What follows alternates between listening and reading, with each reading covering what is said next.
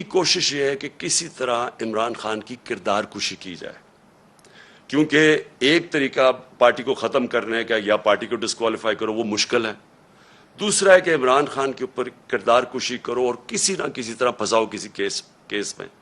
اور کردار کشی کے لیے ان کو پتہ ہے کہ کون سے میڈیا ہاؤسز ان کے ساتھ پوری طرح تعاون کریں گے، اور ان کو شک تھا یہ جو ARY کے اوپر انہوں نے ایکشن لیا ہے، مجھے یہ اسی پلان کا حصہ ہے کہ کوئی چینل جو میرا موقف رکھے گی اس کو بند کر دو، یوٹیوبرز جو میرا موقف رکھیں گے ان کے منہ بند کر دو، خوف اتنا پھیلا دو کہ کوئی میرا موقف ہی نہ رکھے، اور وہ جو چینلز ہیں جو کہ جن کے اوپر ہمیں پتہ ہے کہ پیسہ چلتا ہے، اور ان کو پوری طرح میری کردار کشی پہ استعمال کیا جائے. اور یہ ان کا پلان ہے. اب یہ پلان شروع ہو رہا ہے، یہ جو ARY سے ہوا ہے یہ اس پلان کا حصہ ہے، اور یہ ابھی یوٹیوبرز پہ آئیں گے، ابھی یہ سوشل میڈیا کے اوپر آئیں گے، کوشش کریں گے کہ پورا منہ بند کر دیا جائے اور پوری طرح ایک عمران خان کو پبلک کے اندر ذلیل کیا جائے. میں پھر اپنی قوم کے سامنے کہتا ہوں کہ دیکھیں، میرا یہ ایمان ہے کہ عزت صرف اللہ دیتا ہے، اور اللہ کی اجازت کے بغیر کوئی کسی کو ذلیل نہیں کر سکتا. تھوڑی دیر کے لیے آپ سب کو پاگل بنا سکتے ہیں، آج تک کوئی بھی ایسا پیدا نہیں ہوا جو سارا وقت سب کو پاگل بنا لے. مجھے صرف افسوس یہ ہے کہ یہ جو پروسیس کرنے اب جا رہے ہیں، یہ جس طرح کی اب سختی دکھا رہے ہیں، یہ جو ایک پورا ایک نیا کہ مسل دکھا کے تو اب ہم ان کو کرش کریں گے، لوگوں کو ڈرا دیں گے، دھمکا دیں گے، اور صرف ملک کا نقصان کر رہے ہیں. میں اپنی قوم کے سامنے کہہ رہا ہوں کہ یہ جو اب فیز آ رہا ہے ان کا، اس سے ہمارا ملک ڈیمیج ہوگا. ملک کا سوچنا چاہیے. یہ صرف ذاتی مفادات کے اوپر اور بیرونی جو چاہتے ہیں، جو وہ چاہتے ہیں کیا بیرونی کیا جنہوں نے ہماری گورنمنٹ گرائی، کیا وہ چاہتے ہیں مضبوط پاکستان؟ کیا وہ چاہتے ہیں کہ پاکستان ایک ملک بنے جو اپنے پیر پہ کھڑا ہو جائے؟ کیا وہ نہیں چاہتے کہ پاکستان لائف سپورٹ مشین پہ رہے، تھوڑے تھوڑے پیسے دیتے رہو ان کو؟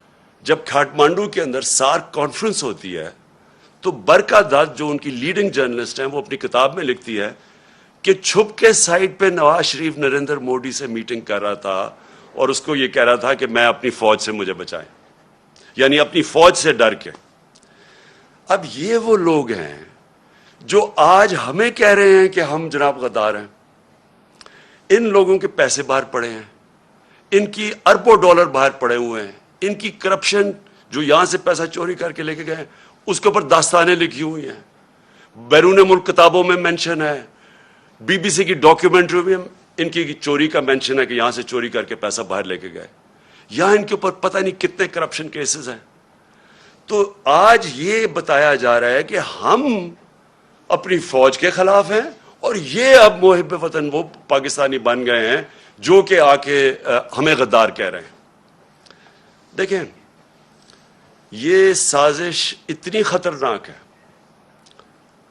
کہ اگر ایک ملک کی سب سے بڑی جماعت کو اگر آپ اس کی فوج کے سامنے کھڑا کر دیں اور ان کے اندر اختلافات پیدا کر دیں، اس سے زیادہ ملک کو نقصان کوئی چیز نہیں پہنچا سکتی. میں 18 سال کا بھی نہیں تھا جب میں ایسٹ پاکستان میچ کھیلنے گیا، مجھے یاد ہے 1970 مارچ میں، اور میں میرا فرسٹ کزن تھے بریگیڈیئر شفیق، ان کے ساتھ ٹھہرا ہوا تھا.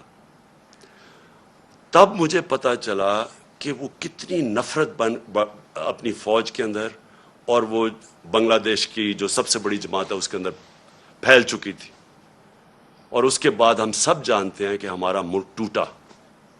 ہمیں پتہ ہے کہ ہمارا ملک جب آپ ایک سب سے بڑی جماعت اور فوج کے بیچ میں جو ہوا، ایک سائٹس کیا کر رہی تھی، یہ مسلسل پاکستان کے خلاف پروپیگنڈا کر رہی تھی، جس میں کئی پاکستان کے صحافی بھی شامل تھے، کئی وہ لوگ شامل تھے جو آج اس امپورٹڈ حکومت کے ساتھ اب نظر آتے ہیں. اور یہ کیا کہہ رہے تھے، دو لوگوں کو اٹیک کر رہے تھے، ایک عمران خان کو اور ایک پاکستانی فوج کو، اور تکلیف یہ تھی کہ یہ ساتھ چل رہے ہیں. اب میں آپ کو ذرا تھوڑا پیچھے لے جاؤں کہ جب ممبئی کے اٹیک ہوا، دہشت گردی کا اٹیک ہوا ممبئی میں، تو آصف زرداری نے ایک بیان دیا تھا کہ پاکستان کا جو جو D G I S I ہے اس کو ممبئی بھجوایا جائے. یعنی سوچے ہیں کہ اپنا ملک کا اس وقت صدر تھا، کہتا تھا اس کو ممبئی بھجوایا جائے. اور پھر یہی آصف زرداری حسین حقانی کے ذریعے امریکنوں کو میسج پہنچاتا ہے کہ امریکنوں کو کہہ رہا ہے کہ پاکستان کی فوج سے آصف زرداری کو بچائیں. اور دوسری طرف نواز شریف، یہی جب ممبئی اٹیکس ہوئے تو اس نے نواز شریف سب سے پہلے بولا کہ وہ جو ایک لڑکا وہ کون سے گاؤں میں تھا پاکستان میں جدھر سے اٹیک ہو. اس نے کم باکر کو ایک انٹرویو دیا تھا اور اس نے اس انٹرویو میں بتا دیا کہ وہ پاکستان سے. یعنی پہلے ہی ایک بہت بڑا ایک پاکستان کے خلاف ایک مہم چلی ہوئی تھی، اور خاص طور پہ آئی ایس آئی اور پاکستانی فوج کو ٹارگٹ کیا جا رہا تھا.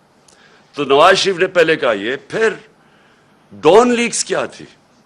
ڈان لیگز کے اندر نواز شریف اس کی گورنمنٹ باقاعدہ یہ کہتی ہے کہ جو دہشت گردی ہندوستان کے خلاف ہو رہی ہے اس میں پاکستان کی آئی ایس آئی ملوث ہے، پاکستان کی فوج. اب میں بتاؤں ہوا کیا. پہلے ہماری گورنمنٹ گرائی گئی، انہوں نے سمجھا کہ ختم ہو جائے گا. یہاں جب گورنمنٹ جاتی ہے لوگ مٹھائیاں بانٹتے ہیں، وہ پبلک سڑکوں کے اوپر آ گئی. پھر ہم نے ایک پرامن احتجاج کرنا تھا 25 مئی کو. انہوں نے وہ یعنی عوام کے خلاف جو ظلم کیا ہے، یعنی کبھی اس ملک کی تاریخ میں ایسی حرکتیں نہیں ہوئی. 2-3 بجے لوگوں کے گھروں میں جا کے وہاں عورتوں نہ چادر نہ چار دیواری کی فکر، وہاں انہوں نے دہشت پھیلائی. کبھی ایسی دہشت نہیں پاکستان میں پھیلائی گئی. جس طرح کی شیلنگ کی فیملیز پہ، لوگوں پہ، یعنی جو انہوں نے کر سکتے تھے وہ ظلم کیا. اور اس کے پیچھے ایک ہی سوچ تھی کہ اس کو کرش کر دو پارٹی کو. ان کے ممی ڈیڈی ٹائپ لوگ ہیں، یہ جب ہم پورا زور لگائیں گے ان کو ڈرائیں گے، یہ سارے گھروں میں بیٹھ جائیں گے. اس کے بعد آ گیا بائی الیکشن کمیشن پوری طرح ان کے ساتھ ملی ہوئی. اس نے ہر حربہ استعمال کیا ان کو جتانے کے لیے نون لیگ کو. ایڈمنسٹریشن ساری ان کے ساتھ ملی ہوئی. پوری انہوں نے کوشش کی وہ الیکشن، اور ان کو پورا اعتماد تھا کہ وہ الیکشن جیت جائیں گے. اس طرح کی پبلک نکلی کہ پاکستان کی تاریخ میں کبھی بائی الیکشن کیا، جنرل الیکشن میں اس طرح پبلک نہیں نکلی. اور سارے جو منصوبے تھے ان کے فیل ہو گئے، اور یہ ساری جماعتوں نے مل کے الیکشن لڑا اور وائپ آؤٹ ہو گئی پنجاب سے. اس کے بعد اور خوف مزید آ گیا ان کو. اور اب یہ جو مرحلہ جس میں ہم اب آ رہے ہیں، یہ اب وہ مرحلہ ہے کہ اب ان کو یہ آپ ہرا نہیں سکتے، الیکشن آئیں گے تو یہ جیت جائے گی، تو اس کو آپ ٹیکنیکلی ناک آؤٹ کرو. تو ایک وہ انہوں نے عارف نقوی کا نام لے لیا. 2012 میں صرف اپنی قوم کو بتانا چاہتا ہوں کہ پاکستان کا جو رائزنگ سٹار تھا، جو اس ملک میں سب سے تیزی سے انٹرنیشنل سین کے اوپر جو فائنانس کے تیزی سے اوپر جا رہا تھا، اس کا نام عارف نقوی تھا. اس نے کراچی الیکٹرک، ہم نے نہیں اس کو کراچی الیکٹرک کی پرائیویٹائزیشن کی، وہ ان دو پارٹیز کے دور میں وہ اس کو کراچی الیکٹرک کی اس کو دی گئی تھی پرائیویٹائزیشن میں. اور اس کی بل گیٹس اس کو پیسے اس کو انویسٹ کر رہا ہے اس کے فنڈ کے اندر. وہ پرنس چارلز کی چیریٹی کو پیسے دے رہے ہیں. اور یہ الیکشن کمیشن کہہ رہی ہے ہم 2012 کی بات کر رہے ہیں، کہتی ہے 2018 میں وہ فراڈ اس کے اوپر چارجز لگے. یعنی اس لیول پہ انہوں نے جا کے کوشش کی ہے کہ کسی طرح ہمیں ڈسکریڈٹ کرے. اور میرا نام لے دیا کہ جی اس نے سرٹیفکیٹ دیا ہوا ہے اور اس نے کنسیل کیا اکاؤنٹس. میں آج آپ کو پھر سے کہہ دوں کہ سرٹیفکیٹ دینا ہمیشہ جب آپ سرٹیفائی کرتے ہیں وہ ایک پروسیس سے آپ کے پاس پہنچتی ہے. میں بکس نہیں پڑھ کے سرٹیفائی کرتا. وہ پہلے شروع ہوتا ہے نیچے سے، ہماری فائنانس ڈپارٹمنٹ کرتی ہے، وہ پھر بیٹھتی ہے آڈیٹرز کے ساتھ، ان کے ساتھ کتابیں ریکنسائل کرتی ہے، وہ پھر جاتی ہے پارٹی کی مینجمنٹ کمیٹی میں. وہ مینجمنٹ کمیٹی جب کلیئر کرتی ہے تو وہ میرے پاس آتی ہے، تو میں دستخط ان کے کہنے پہ کہتا ہوں to the best of my ability. میں نے وہ کتابیں نہیں دیکھی ہوتی. جبکہ میں اپنے جو اثاثے ڈکلیئر کرتا ہوں تو وہ میں ایفیڈیوٹ دیتا ہوں کیونکہ میں دیکھ کے کرتا ہوں. تو اس کے اوپر یہ کوشش کر رہے ہیں ڈسکوالیفائی کرنے کی. ایک یہ ان کا طریقہ ہے. دوسرا اب یہ توشہ خانہ کیس ہے. میں پھر اپنی قوم کے سامنے ایک اور چیز کہتا ہوں، ساروں کا جو اس ملک کے پرائم منسٹرز اور پریزیڈنٹ بنے ہیں، جو اس ملک کے اندر بڑے بڑے عہدوں پہ رہے ہیں، سب کو تحفے ملتے ہیں، آرمی چیف کو ملتے ہیں۔ صرف یہ کہنے کی کوشش کر رہے ہیں کہ بیرون ملک پاکستانی جب وہ پیسہ بھیجتے ہیں تو وہ فوراً فنڈنگ ہے۔ وہ پارٹی جس کی پاکستان کی تاریخ میں پہلی دفعہ جس نے ایک باقاعدہ پولیٹیکل فنڈ ریزنگ کی ہے، جس کا کوئی اس ملک کے اندر کوئی نہ کبھی کسی نے پہلے کی، اور نہ یہ وہ پارٹیز جن کے سربراہوں کو لوگ کرپٹ سمجھتے ہیں، وہ کبھی فنڈ ریزنگ نہیں کر سکتی۔ تو وہ پارٹی جس نے پولیٹیکل فنڈ ریزنگ کی، جس پارٹی نے باقاعدہ 40,000 ڈونرز کے نام دیے ہوئے 2012 میں، 40,000 وہ لوگ خود کال کر کے کہتے ہیں کہ ہاں ہم ڈونر ہیں۔ ان میں سے کئی لوگوں کو انہوں نے بتا دیا کہ جی کوئی فورن نیشنل وغیرہ، جو ان کو کئی پاکستانیوں کو بنا دیا کہ جی یہ تو غیر ملکی ہیں۔ وہ پارٹی جس نے فنڈ ریزنگ کی، جس کی ساری آڈٹ رپورٹس ہیں، جس کی ایک ایک چیز ہمارے سامنے ہم نے ان کو الیکشن کمیشن کو دی ہے، اس پارٹی کے اوپر سارا نزلہ گر رہا ہے۔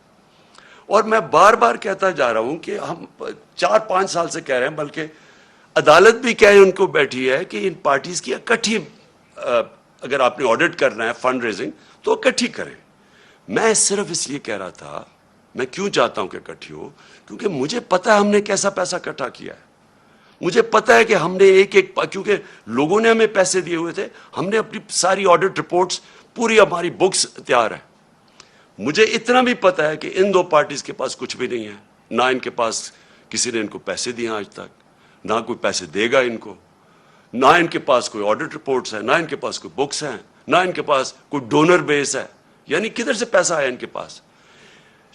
شہباز گل نے جو کہا، اور اگر وہ قانون کے خلاف تھا تو بڑا آسان ہے، اس کا ہمارا آئین ملک کا، ہمارا قانون ایک پروسیجر بتاتا ہے کہ اس کے اوپر چارج لگائیں، اس کو موقع ملے عدالت میں جا کے اپنی صفائی پیش کرنے کا، اور کیا اس نے کس کانٹیکس میں کہا، کیا کہا، اس ہر انسان کو، ہر دنیا کی قانون کا نظام اس کو موقع دیتا ہے اپنی صفائی پیش کرنے۔ لیکن جو یہ ہوا، اس کی گاڑی کو شیشے توڑ دیے، اس کو جس طرح اٹھایا، اس کے ڈرائیور کو مارا گیا، پتہ ہی نہیں کدھر غائب ہو گیا وہ، ہم ڈھونڈتے پھر رہے ہیں، پتہ چلوا رہے ہیں کہ جی وہ کدھر جی گیا۔ یہ کون سے قانون اور آئین کے مطابق ہوا؟